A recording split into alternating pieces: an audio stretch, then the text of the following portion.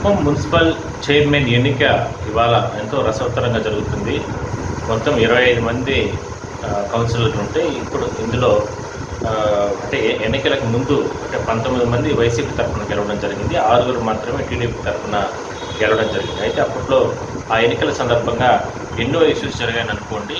అంటే రకరకాలుగా అంటే అప్పుడు అధికార పార్టీ అంటే వైసీపీ ఉంది కాబట్టి రకరకాలుగా ఎన్నికల్లో గెలవడం జరిగింది. అవన్నీ పక్కన పెట్టి ఇప్పుడు తాజాగా జరుగుతున్నటువంటి చైర్మన్ ఎన్నికలకు సంబంధించి ఒక రసవత్తరంగా జరుగుతుందని మనం చెప్పుకోవచ్చు. అయితే ఇందులో 3 మాత్రం సెల్వం అనే ఒక ఆయన కౌన్సిలరు, సోమశేఖరు, దాము వీళ్ళు 3 ఉన్నారు. ఇందులో ఒకరిని మాత్రమే చైర్మన్గా ఎన్నుకుంటారు తెలుగుదేశం పార్టీ తరఫున.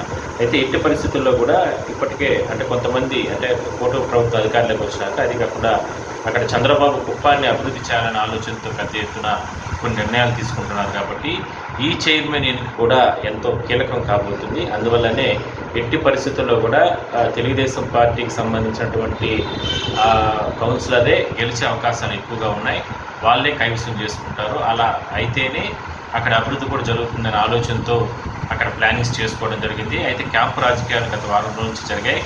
ఏదైనప్పటికీ కూడా మరి కాసేపట్లోనే కుప్పం మున్సిపాలిటీకి సంబంధించి చైర్మన్ ఎవరనేది తేలిపోతుంది. దాని తర్వాత ప్రమాణ స్వీకారం ఇవన్నీ జరుగుతాయి. అయితే ఎటువంటి అవాంఛనీయ ఘటనలు లేకుండా అంటే ఇష్యూస్ ఉన్న నేపథ్యంలో ఎటువంటి అవాంఛనీయ ఘటనలు లేకుండా కూడా ఇప్పటికీ కూడా పోలీసులు అన్ని రకాల చర్యలు తీసుకోవడం జరిగింది. ఒక ప్రెస్టేజీగా అధికార పార్టీ ఈ ఎన్నికలు అంటే చైర్మన్ ఎన్నిక అనేది కొనసాగిస్తున్న నేపథ్యంలో ఒక ఉత్కంఠగా మారిందని మనం చెప్పొచ్చు.